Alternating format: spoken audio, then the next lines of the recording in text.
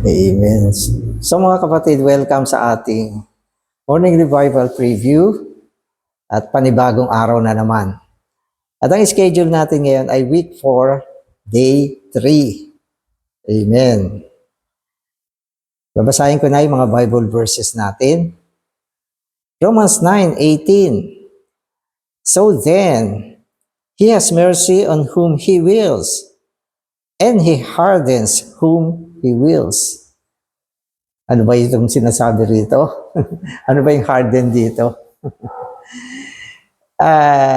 Itong harden dito ay tumutukoy sa puso ni Paraon na pinatigas ng Diyos upang sa pamamagitan niyan, maipakita niya ang kanyang kapangyarihan nung panahon na ni-rescue niya yung mga Israelites. So yan yun. 23. In order that He might make known the riches of His glory upon vessels of mercy, which He has prepared, which He has before prepared unto glory. Amen. So, dito binabanggit naman sa atin ang kanyang desire na ihayag ang mga kayamanan ng kanyang kaluwalhatian sa mga sisidlan ng awa. Yun naman ay sa panig ng Diyos. Sapagkat sa panig ng Diyos, paulit-ulit lagi natin sinasabi, ang gusto ng Diyos ay ang ihayag ang kanyang sarili sa tao. At yan ay hindi nagbabago. Yan ang kanyang ekonomiya, yan ang kanyang kagustuhan kung bakit nilalang niya ang tao. Gusto niyang gamitin ang tao para sa paghahayag ng kanyang sarili. Kaya yung sinasabi nating mga kayamanan ng kanyang kaluwalhatian, ito ay tumutukoy sa Diyos mismo. Sa Diyos mismo, na ihahayag niya ang kanyang sarili tungo sa tao. At ang Diyos ay maihahayag sa pamamagitan ng kayamanan ng kanyang kaluwalhatian. At ang kayamanan ng kanyang kaluwalhatian ay tumutukoy sa kung ano siya. Lalo na sa kanyang mga katangian. Pag-ibig, katwiran, kabanalan, liwanag. So yan yung mga pangunahing katangian ng Diyos na ihahayag niya sa tao, sa mga taong tinatawag na sisidlan ng awa. So ibig sabihin yan, sa panig ng Diyos, ito ay ang kanyang layunin. At sa panig naman ng tao, ito ay awa ng Diyos na gamitin kanya bilang kahayagan ng kayamanan ng kanyang kaluwalhatian. Bakit awa? Kasi, ano naman tayo mga tisod na tao, makasalanan, fallen. Pero sa awa niya, pinili ka pa rin niya upang gamitin niya sa isang marangal na layunin na katulad nito. Kaya ito ay awa ng Panginoon. Napakabuti sa ating panig, pero sa proseso, ito ay awa ng Panginoon. Kaya sinasabi sa atin, maaawa siya, mahahabag siya, doon sa kanyang gusto sa mga taong pinili niya. Amen. So magpapatuloy tayo sa topic na ito. Romans 9 reveals the principle that everything depends on God's mercy. The apostle applies this principle to the Israelites.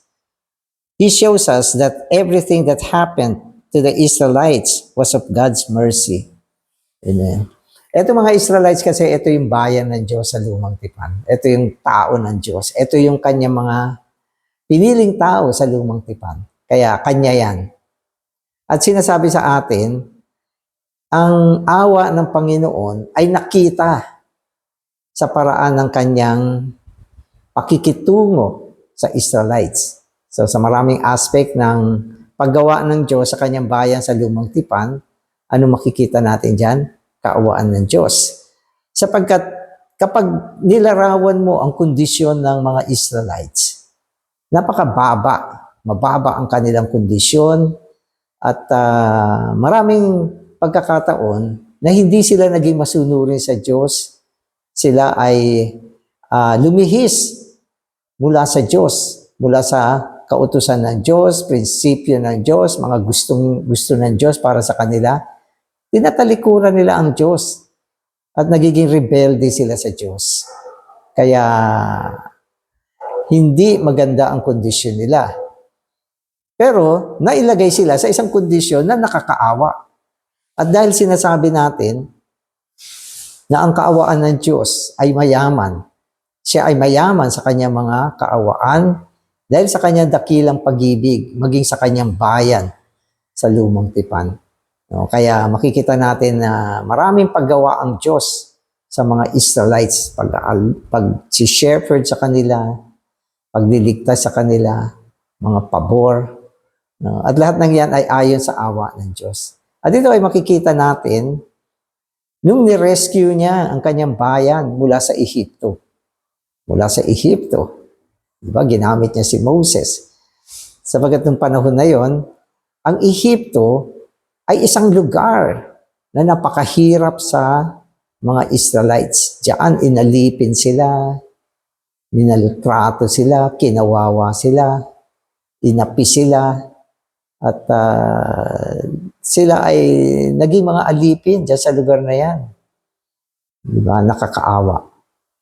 Kaya ang Diyos nagkaroon ng pagkakataon na iunatin ang kanyang kaawaan upang abutin ang kalagayan ng kanyang bayan. Diba? At noong panahon na yan, si Paraon ay sagisag ni Satanas. At ang Ehipto ay sagisag ng sanlibutan na kung saan gusto ng Diyos na ilabas ang kanyang bayan mula sa sitwasyon na yan. Pero hindi niya basta ginawa yan. Pinatigas niya muna yung puso ni Paraon upang si Paraon pigilin niya ang pagpapalaya sa bayan ng Diyos. At talagang matindi ang puso niya. Matigas. Hindi niya talagang ile-let go ng mga tao. No. Sino nagpatigas ng puso ni Paraon? Ang Diyos mismo na nagpapatunay sa atin na siya ay isang soberano. Kaya niyang kontrolin ang puso ng tao. Hindi mo ba alam? Ang puso ng tao, kaya niyang kontrolin. Kaya wag tayong mawala ng pag-asa sa mga tao sa paligid natin. Ang puso nila hawak ng Diyos. Maski unbeliever sila, hawak ng Diyos yung puso nila. Kaya may mga pagkakataon yung mga unbeliever nagbibigay din ng pabor sa atin eh. Oo. Maski hindi sila believer, nakakatanggap tayo ng pabor mula sa kanila sapagkat ang puso nila ay hawak ng Diyos. Pero sa sitwasyon ng pagpapalaya sa mga Israel, pinatigas niya yung puso ni Paraon. Dati hindi ko ito maintindihan eh. Bakit papatigasin ng Diyos yung puso ni Paraon? Bakit ganun? Ano ba yun? Pero bandang huli, naintindihan ko, gusto pala ng Diyos na ipakita ang kanyang kapangyarihan. Maipamalas na siya ay Diyos na hindi mo pwedeng pigilan. Yung mga salot na pinadala niya, naku, ang lupit, ang lulupit. No? Isa, kada isa. Hanggang sa, ano masasabi ninyo? Maging si Paraon, yung mga Egyptian, sabi nila, ito ay daliri ng Diyos. Wow, daliri pa lang ng Diyos yan. Inuubos na sila, daliri pa lang ng Diyos. Kaya yan yung lahat ay sa awa ng Diyos. Amen. Romans 9:16 says that it is not of him who wills, nor of him who runs, but of God who shows mercy. Zeal and pursuit are of no use. Waiting too long, not waiting long enough, being too quick, or not being too quick. None of this is any use. Being in one place or another, hearing much or hearing little. None of this is of any use either. Everything depends on the mercy of God. Amen. So, wala yan lahat. So, binanggit dito, wala lahat. Kung ano man ang kondisyon. Hindi depende yan sa sitwasyon, no? Sa iyong attitude, no? Sinasabi rito, hindi rin yan depende sa iyong nilalayon o tinatakbo. Naglalayon tayo, may mga will tayo. Di ba? Meron tayong pagsisikap. Wala yan. Di ba? At minsan kailangan natin ng zeal, magtiyaga, maghabol. Hindi ko sinasabing wala niyan. Pero wala rin silbi yan pag i-compare mo sa awa ng Diyos. Yun ang sinasabi sa atin. Paghihintay ng matagal, hindi naghihintay, pagiging mabilis, mabagal. Lahat ng ito ay walang silbi. At pagiging nasa isang lugar, ang dami mo na narinig, wala kang narinig, wala kang alam. So lahat ng yan ay walang silbi pag pinag-uusapan ang awa ng Diyos. Kaya lahat ng bagay ay depende sa awa ng Diyos. Ito. Only the Holy Spirit is able to lead men to a proper standing. So binanggit dito ang Espiritu Santo. Ang Espiritu Santo, mga kapatid, ay ang kapangyarihan ng Diyos para gumawa. Panahon ngayon ng Espiritu at panahon ngayon ng paggawa ng Diyos. Gumagawa siya sa loob ng tao. Gumagawa rin siya sa labas ng tao. Kaya niya mag-arrange, mag-ayos ng mga sitwasyon upang ang tao ay mailagay niya sa tamang kondisyon. Yan ay ang paggawa ng Espiritu Santo. Subalit kailangan makita natin na ang paggawa ng Espiritu Santo ay nasa direksyon pa rin ng awa ng Diyos. Pero kailangan makagawa siya. Hindi gumagawa ang Diyos sa labas ng Espiritu. Sa panahon na ito, ang Espiritu Santo, ang kapangyarihan ng Diyos, ang puwersa ng Diyos, ang pagsasaayos ng Diyos, at ang pag-operate ng Diyos sa loob ng tao. Amen. So, lahat ng yan ay depende sa Espiritu Santo. Amen. At sinasabi dito na ang tao kasi hindi niya alam ang pinag-uusapan natin na awa ng Panginoon. Wala siyang alam. Pwede kong sabihin na maraming Kristiyano ngayon, hindi alam itong paksa na pinag-uusapan natin na lahat ng bagay ay ayon sa awa ng Diyos. Kaya, ang nangyayari, na itatabi nila ang paggawa ng Espiritu, na iitsipwera ang Espiritu. Sapagkat ang paniwala nila, kailangan malakas ka. Kailangan marami kang pamamaraan. At minsan, naitatabi ang puwersa ng Espiritu at maging ang awa ng Panginoon, hindi nila alam na lahat ng bagay ay nasa kaawaan ng Diyos. Pero, naniniwala tayo, dadating ang panahon, maski minsan sa buhay mo, magkakaroon ka ng isang pagkatanto na mahipo ang awa ng Panginoon. Hindi mo man marinig ang mga salitang ito. Mabuti kung naririnig mo ngayon na lahat ay awa ng Panginoon. Ganito, ganito. Mainam naririnig natin ito at meron tayong ganitong ministeryo. Pero kung hindi mo man siya marinig, hindi mo siya narinig, minsan matatanto mo din eh. Lalo na sa panahon na bakit walang nangyari sa kabila ng aking pagsisikap? Bakit may mga bagay na hindi ko naman pinagsikapan na tamo ko? Bakit parang nabaliwala yung mga ginawa ko? At natamo ko yung isang bagay na hindi ko naman pinaghirapan. Ano ito? Yan ay awa ng Panginoon. So naalala ko yung isang incident. Ito kasi pag nagsasalita kasi marami akong naaalala. Yung mga disipulo ng Panginoon nangisda at hirap na hirap sila makahuli. At sa leading naman ng Panginoon, biglang umapaw yung isda sa kanilang bangka. Kaya ano yan? Una-una, wala yan sa kanilang galing. Magaling sila, pero wala silang mahuli. Ni kaprasong ni kaprasong maliit na isda, wala, ni isa. Ang lawak ng lugar na pinangingisdaan nila, ang yaman sa isda, wala silang mahuli. Pero sa isang salita ng Panginoon, sige, eto gawin nyo. Umapaw yung nila, bangkaan nila ng isda. So, ibig sabihin, ang espiritu ang may kapangyarihan. Pero hindi yan. Nung pagdaong nila, ano nakita nila? Handa na yung almusal nila. Luto na yung isda, may tinapay na, kakain ka na lang. So, kailangan ba yung pagpapagod mo? Hindi naman. Di ba? Hindi naman. Wala naman. Ang Panginoon, kaya niyang ayusin lahat ng bagay. Kaya sasabihin mo, hindi ko ito pinaghirapan. Hindi ko ito hiningi. Pero nung nagsikap ako, wala ako natamo. Pero kung hindi ka nagsikap, wala ka rin natamo.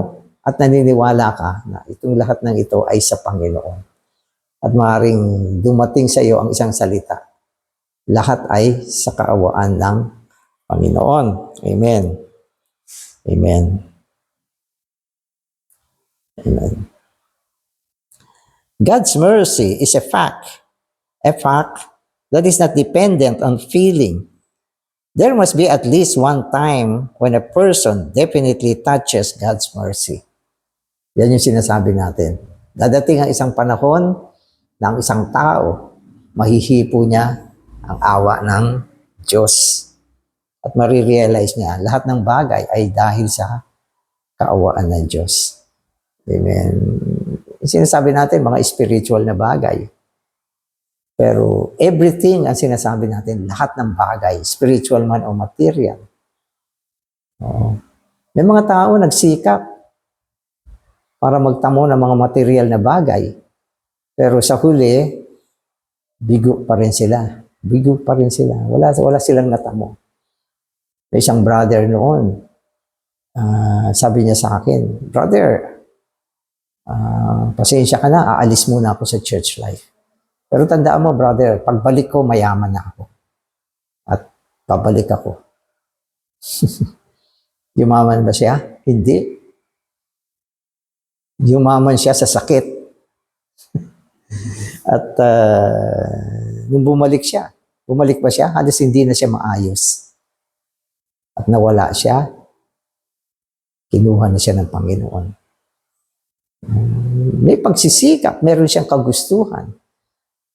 Pero pwede ko sabihin, walang awa na natamo siya. Pero ngayon, may mga kapatid, pagkaraan ng ilang panahon, nagkaroon sila ng kabuhayan. Umunlad sila. Bagamat hindi sila umalis sa eklesiya, andun pa rin yung gawain. Kinakain pa rin yung kanilang mga oras. Pero, na-bless sila materially. Pero hindi mo pwedeng sabihin na kaya ako na-bless kasi hindi ako umalis sa church life. Huwag mo rin sabihin yan. Lahat ay awa ng Panginoon. Lahat ng meron ka ngayon. May kotse ka ba? Awa lang ng Panginoon sa iyo. May bahay ka na? Naawa sa iyong Panginoon. Di ba? Pati pag-aasawa, ang mga anak natin, lahat yan, awa ng Panginoon. Hindi tayo deserve, ang ibig sabihin. Hindi tayo deserve, pero ang Panginoon ay tuloy-tuloy na naawa sa atin. At itong lahat ng ito ay isinagawa niya sa pamamagitan ng kapangyarihan ng Espiritu. Amen. 3 kinds of people need God's dealing. Okay, may 3 tao. 3 uri ng tao rito. Pakinggan nyo. Tingnan nyo kung alin kayo rito sa 3 na ito. Itong mga taong ito ay nangangailangan ng pagtutuos ng Diyos. At wala kang ligtas dito. Kung hindi ka man nandun sa 3, nandun ka sa 1 na pang-4. Okay, so yung 3 taong binabanggit dito. Those who are strong in their will, malalakas sa kanilang layunin. Ito ay layunin. Will. Kapasyahan. Malalakas sa kanilang kapasyahan. May mga pagpapasya sila at gusto nilang marating. Malakas ang kanilang will. Wow. Amen. Maski hindi matulog yung mga yan. Amen. Those who are strong in their emotion. Anong malakas sa kanila? Ang kanilang damdamin. Bumubulusok. Bugso. Ang kanilang damdamin. Pero mga ganyan kabahog. Amen. And those who are strong in their minds, ang kanilang isip, okay, ay malakas. Amen. Amen. These three conditions must experience God's breaking. Kung ganyan ang kondisyon mo, kailangan ng pagbasag ng Diyos. Babasagin ka ng Diyos. Amen. Man's strong points often hinder him from spiritual progress, even more than his weak points. Unless a man is dealt with in these three areas, he cannot know God's mercy. Amen. So, yung mga tao kasi, malakas ang kanilang layunin. Nag-set sila ng goal. Gagawin ko ito. Ang lakas ng kanilang layunin. At kuminsan dahil sa lakas ng kanilang layunin, ito ay nagiging hadlang upang sila ay sumulong sa maraming aspekto ng kanilang buhay. Hadlang yan eh. Alam niyo ba kung bakit hadlang yan? Sapagkat kuminsan, dahil sa lakas ng iyong layunin, lumalampas ka sa leading ng Panginoon. Kaya wala kang blessing. Ang lakas mo eh. Amen. Yung isa naman ay malakas ang kanyang emosyon. Ito naman yung kanyang damdamin. At dahil sa lakas ng kanyang emosyon, nagiging hindi siya balanse sa marami mga bagay. Nahuhulog siya na gustuhin, mahumaling sa mga maling bagay sa kanyang buhay. Maling bagay ang kanyang iniibig, na-excite siya sa mga maling bagay, hindi niya nakokontrol ang kanyang emosyon, nalilihis siya sa direksyon ng Diyos. At hindi niya nakikita na kailangan niya ng awa ng Panginoon. At ang isa naman ay malakas sa kaisipan. Magaling magplano ang kanyang kaisipan. May mga tao ko na-meet na ganyan eh. Nag-uusap pa lang kayo, nakaplano na lahat sa isip niya yung gagawin. At ang galing mag-suggest. Nabuo niya, kaya niya magbuo ng mga plano. At dahil dyan, ang kanyang kaisipan ay nalihis sa espiritu. Hindi din siya nagpa-progress. Maaaring magaganda ang kanyang plano, mga tamang bagay, pero walang blessing ang Panginoon. Kasi ang espiritu na dapat tinalagan ng Diyos sa paggawa ay walang lugar. Tandaan natin mga kapatid, ayaw ng Diyos ng mga kaisipan na hindi nanggaling sa espiritu. Hindi niya gagamitin yan. Ano man talino mo, maniwala ka sa akin. Kapag ang iyong mga plano ay binuo mo lang sa iyong kaisipan, sa labas ng espiritu, kapahamakan yan. Kapahamakan lang yan. Kaya anong gagawin ng Diyos? Gagawa siya ng breaking. Tutuusin ka niya, babasagin niya ang mga bagay na yan sa iyo. Hanggang isang araw, ma-realize mo na hindi pala pwede ito. Pero kung ikaw naman ay weak, yung sinasabi natin weak, mahina ka sa maraming bagay, delikado rin. Hindi ka rin susulong dito. Strong, weak, ito ay mga bagay na tutuusin din ng Panginoon. Sa mga kapatid, ito ang sinasabi. Alam nyo kasi sa church life, no? Minsan, napakalakas natin. At tayo ay nagiging mga, wait lang Tapos, nag-iisa kasi ako rito. Okay lang. Next. Sandali lang. Amen.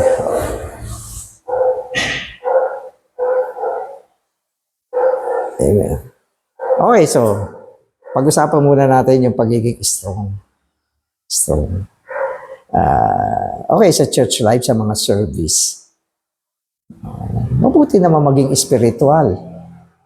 Oo. Pero may mga tao sa church life na sobrang spiritual. Alam niyo ba yun? At sa kanilang sobrang pagiging spiritual, no, hindi sila sumusulong at minsan nagdadala ng damage sa mga taong pinaglilingkuran nila. Alam mo, naalala ko isang sister. Napaka-aggressive niya. Ang galing ng kanyang diskarte. Minsan sinasabi ko, nakaupo lang niya sa bus, napipreach na niya yung gospel. Napapatawag na niya sa pangalan ng Panginoon yung tao. Nasisave na. At minsan aayain niya ako, brother, merong mga contact tayo doon, samahan mo ko. Tama naman, nagbubukas ng mga contact. Pero dahil sa lakas ng kanyang spiritual, yung mga tao, nadadamage. Alam mo, pag minsan nakita niya, brother, Kristiyano ka na. Nakita ko sa bulsa mo may sigarilyo. Hindi pwede sa Kristiyano yung ganyan. Wala siyang flexibility. Yung tao, natitisod, nawawala din. So yan yung sinasabi ko na sobrang lakas ng dating. Sobrang lakas. At minsan sa loob ng church life, marami tayong mga bagay na gustong i-implement at gustong ipilit na minsan nakakasugat sa mga tao. Okay, bibigyan ko kayo ng halimbawa. Kasi ito, mga nadaanan ko rin eh. Alam niyo, sa church life, yung isang bagay na ayoko ay pag maraming bata sa meeting. Dati ganyan naisip ko. Storbo at nakaka-distract sa espiritu. No? Mahirap. Di ba? Kaya very strong na-influensyahan din ako ng mga ibang lugar. Nakita ko yung mga ibang lugar. Wala kang makikitang bata. Disiplinado sila talaga yung bata. Inaalis nila. Pero itong lugar namin, ang liit. Isip ko, saan matadali ng bata dito? Wala ka naman mapaglagyan. Hindi naman pwede pumunta yung mga magulang na hindi dala yung mga anak nila. So, ganyan. Kaya, kailangan mag-adjust tayo. At sabi ko naisip ko, itong mga bata, kailangan natin to. Maganda rin na nandito sila sa church life. Dito sila lumaki, masanay sila rito. Ito na yung kanila maging society. At makaramdam sila ng pagmamahal sa mga kapatid. No? Kaya dumating yung panahon na nawala yung ganyang bothering. Hindi naman inuudyukan ko yung mga parents na sobrang pabayaan yung mga anak. So sa panig naman ng mga magulang, dapat mag-adjust din sila. Pero sa panig naman natin, okay, kailangan natin ng breaking. Sasabihin ko sa inyo, kung ito ay dinala mo sa Panginoon, tatanggap ka naman ng biyaya. Hindi ka na mababader ng mga ganitong bagay. Sapagkat sa church life, ang daming ganyan. No? Pag tinignan mo yung mga ugali ng mga kapatid, no, matitisod ka. Meron isang sister, sabi niya, brother, natitisod ako pag nakikita ko yung love feast eh. Sabi niya, bakit sister? Pag nakita ko yung pagkuha nila ng pagkain, parang ayoko ng tignan. Di ba? Maraming bothering. Kasi, square ka. Di ba? Square ka. At itong mga bagay na ito, kadalasan, nagdadala sa atin ng situation na hindi tayo umuunlad. No? At nagiging sanhi din siya na maraming issue sa loob ng church life. Kaya, Anong gagawin ng Panginoon?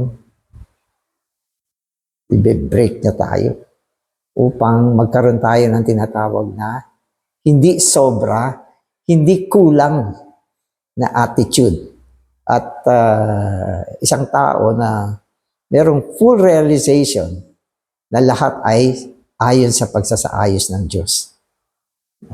Kaya isang araw, naalala ko, nakita ko yung mga young people sa naalala ko, ito yung bata noon na napakalikot sa sa meeting. Minsan nakaupo ako, hindi ko alam, nasa ilalim pala siya ng silya ko. Nagulat ako. Pero ito yun. Ang laki na ngayon, nasa training na. Kaya mga kapatid, mas mainam. Tumanggap tayo ng biyaya sa Panginoon. Mahalin natin ang mga kapatid. Mahalin natin yung mga anak nila. Alagaan natin yung mga young people. At tanggapin natin kung ano ang pagsasaayos ng Diyos sa kapaligiran natin. Baka isang araw magkaroon din kayo ng isang meeting hall na napakalaki. So meron na kayong playground. Kaso yung mga ilalagay niyong bata, malalaki na rin. Amen. Kaya lahat ng bagay ay ayon sa awa ng Panginoon. Hindi lang dapat isipin natin na maawa ang Panginoon sa iba, maging sa atin. Maawa din siya. Magkaroon tayo ng isang balansing buhay. At mula diyan, madala rin natin ang tamang atmosphere sa church life. Amen. After man has been dealt with by God, he will be tempered in his spiritual life. In many things, it is inappropriate to be either too much or too little. Some people wait too long, and others do not wait too long enough. Some people are not strong enough in their inner man. Their outer man is too strong. Some people are too strong in their mind. Others are too strong in their emotion or their will. Their inner man is not strong enough. This condition requires tempering. Amen. Tempering. Ang tempering, ibig sabihin, kailangan mo ng paggawa ng Diyos upang tumugma ka sa environment. So mahirap tumugma sa environment sapagkat meron tayo mga tinatawag na malalakas na mga personality. Diba? Minsan sa meeting nakikita ko nga at adidinig ko may mga maiingay sa likod.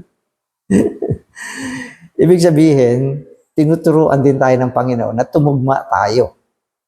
O mailapat tayo sa kapaligiran na kung saan iniayos niya tayo. Hindi ko sinasabing tama yung mga kapaligiran natin. Wala akong sinasabing gano'n. Ang sinasabi ko lang, yung ating pagkatao. Yung ating pagkatao. May mga taong maselan na kailangan ng tempering. So naalala ko, yung mga trainees, pinapadala namin noon kung saan-saan. At may mga trainee na hindi nila kaya yung kapaligiran. Lalo na yung mga anak mayaman. May mga lugar na ang CR nasa labas ng bahay. So, ano sila? Bakit nasa labas bakit yung CR nasa labas? Tapos may isang lugar pa na pinadala ko yung mga trainee. Yung lugar na yon ay sa mga bakuran nila, doon nililibing yung kanilang mga patay. Paglabas nila, nakita nila may mga libingan doon sa bakuran. So hindi sila hindi nila kaya yung ganyang kapaligiran. Kaya yung Diyos natin, gagawa siya ng pagbabasag sa iyo. At nadidinig ko nga, may mga ibang trainee, ayaw na maligo, nag-aalkohol na lang. So ganon. Kaya ang Panginoon, gusto niya ilapat ka sa sitwasyon. Kapag ikaw ay hindi nabasag hindi ka mailalapat. Magiging problema ka ng church. So, ganun yan.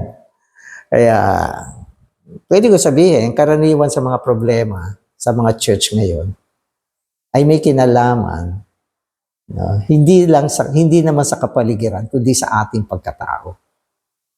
Hindi tayo nakalapat. Hindi tayo nakalapat. Maliit ang pasensya natin. Malakas ang ating kaisipan. Malakas ang emotion natin. Malakas yung will natin. At kung minsan sa buhay mo, nakita mo ang awa ng Panginoon, mahihipo ka. At ito ay magdadala ng malaking pagbabago sa buhay mo. Kaya, amen.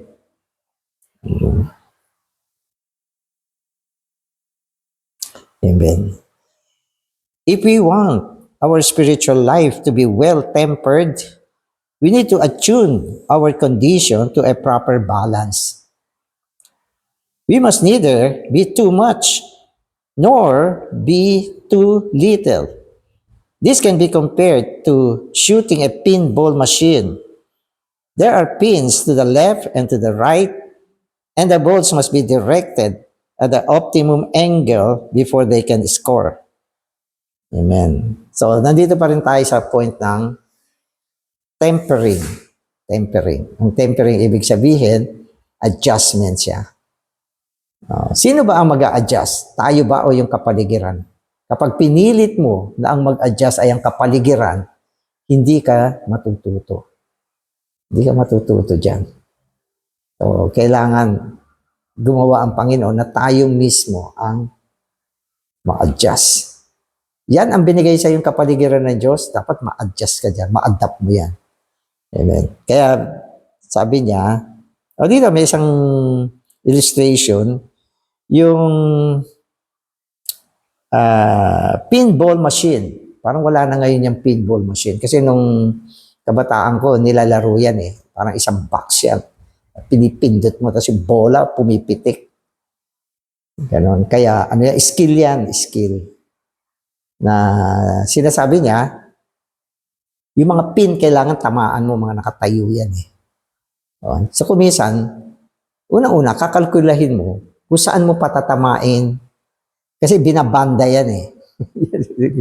Binabanda yan. Hindi pwede sobrang lakas, hindi sobrang hina. Kundi hindi mo matatamaan yan. At tamaan mo man, hindi i-score. Kaya merong mga magagaling dyan, meron silang skill. Kaya sa church life, parang ganun din.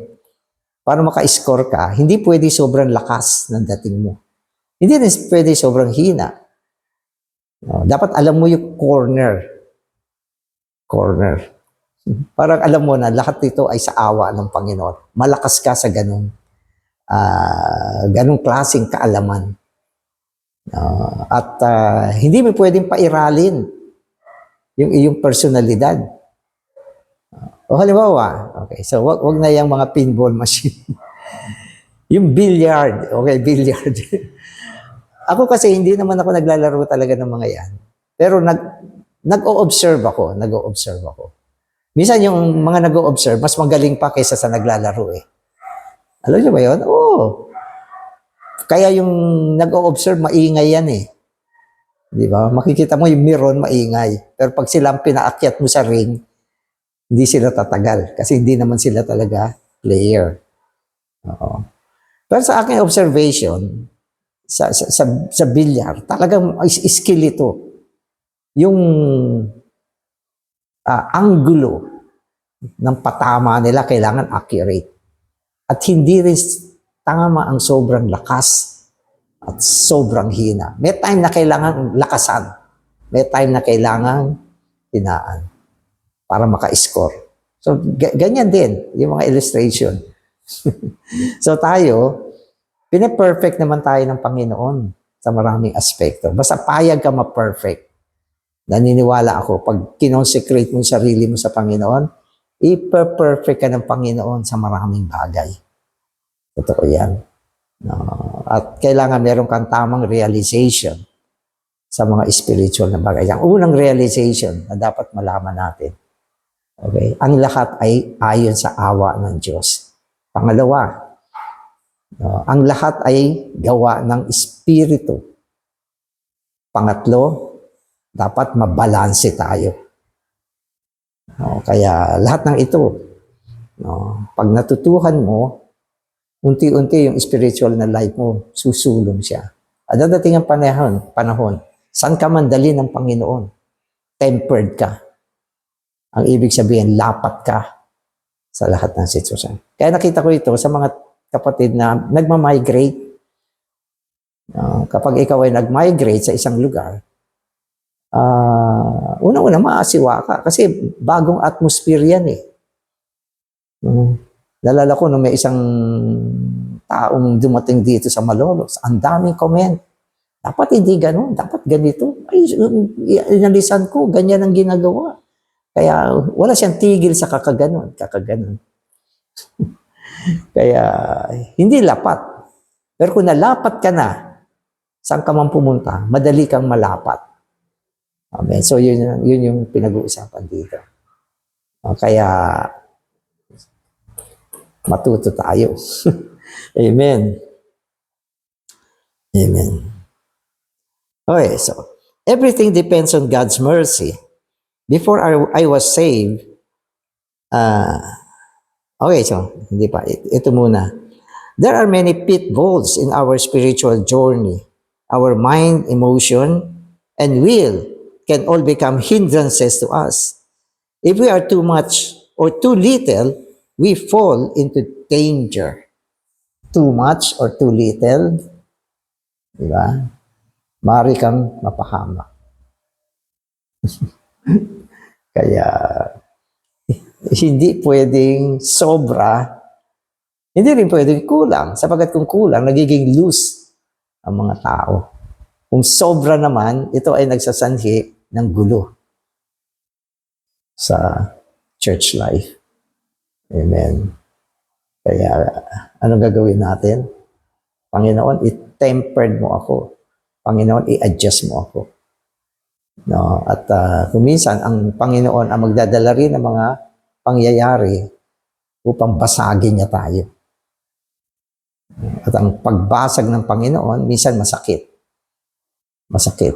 Pero, mula dito, natututo naman tayo. Amen. Okay.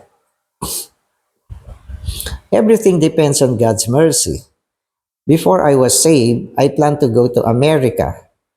If I had left 2 months earlier, I would not have met Sister Dora Yu. I might never have been saved. Even if I had been given the chance later, I might not have believed. It was God's mercy that I met Miss Dora Yu at that time.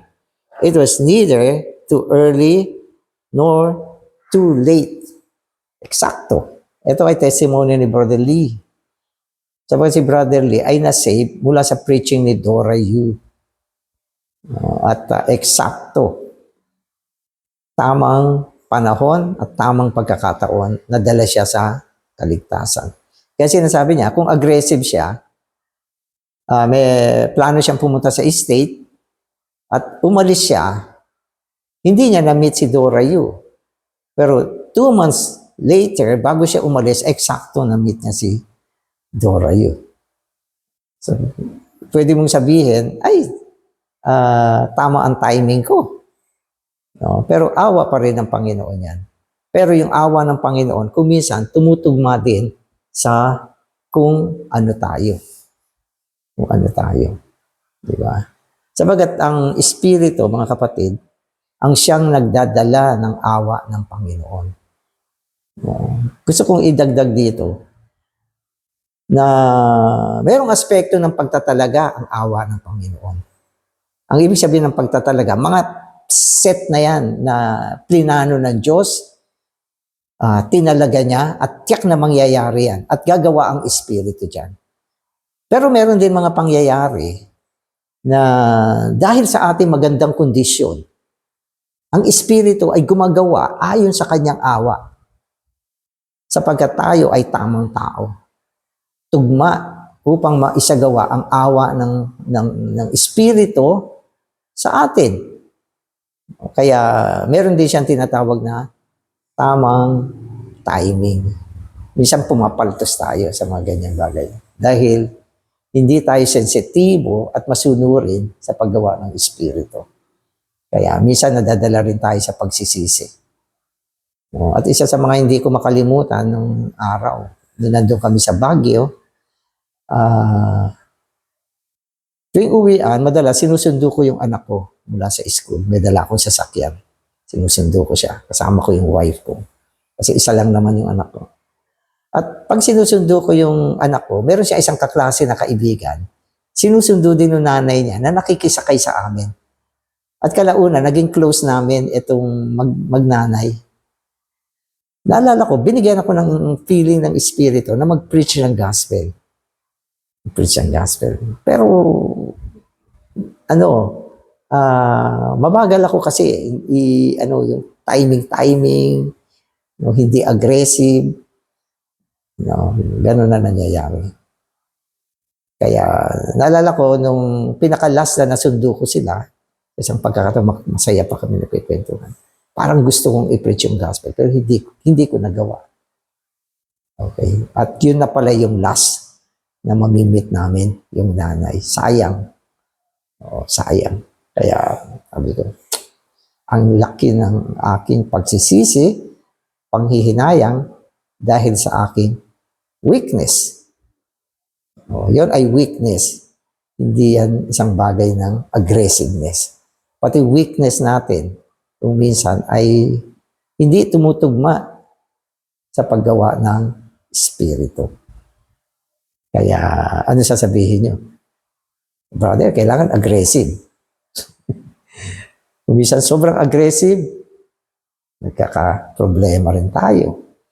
Diba? Kaya, Panginoon, i-tempered mo kami. I-adjust mo kami. At ang pinakamahalaga ay ang ating pagsunod sa damdamin na binibigay ng Espiritu sa atin. Sapagat ang Espiritu, siya ang nagdadala ng awa ng Panginoon sa panahon na ito. Huwag kang lilihis dyan. Amen. Amen. Only God can do things such as the right proportion. We are prone to speak either too much or not enough. No one can preach a message that will meet everyone's need. Even the Apostle Paul and the Apostle Peter face the same problem. When words come out of a person's mouth, it is difficult for the words to come out just right. Amen.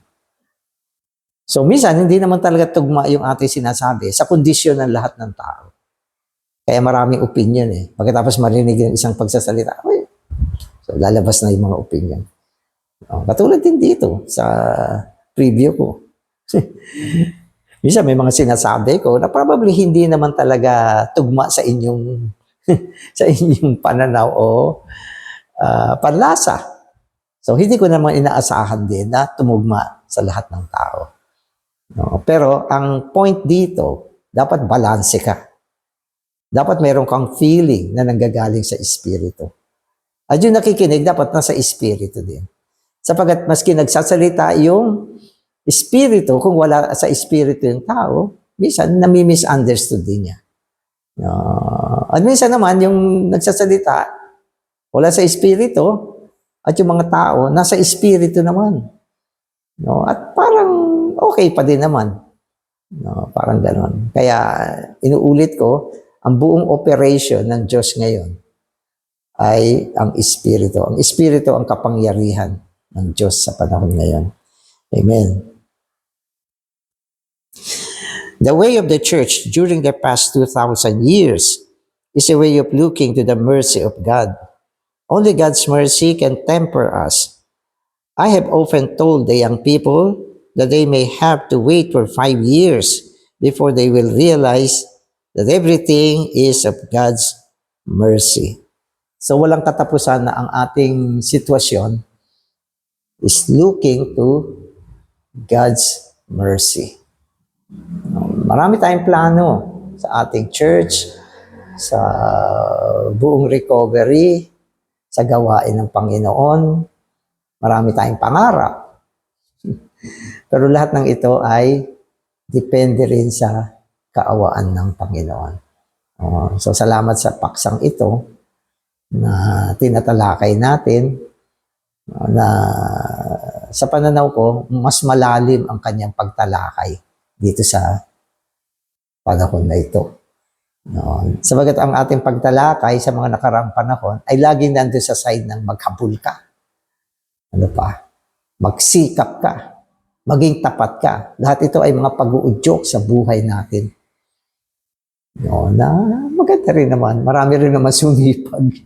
Nagsikap at talagang naging tapat sa Panginoon. But eventually, binabanggit sa atin, nasa awa pa rin ito ng Panginoon.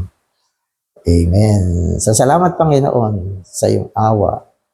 Dahil sa iyong awa, Panginoon, kami nananatili, nagmamahal, naglilingkod, at nagpapatuloy pa rin sa kabila ng mga problema ng mga dinadaanan namin minsan.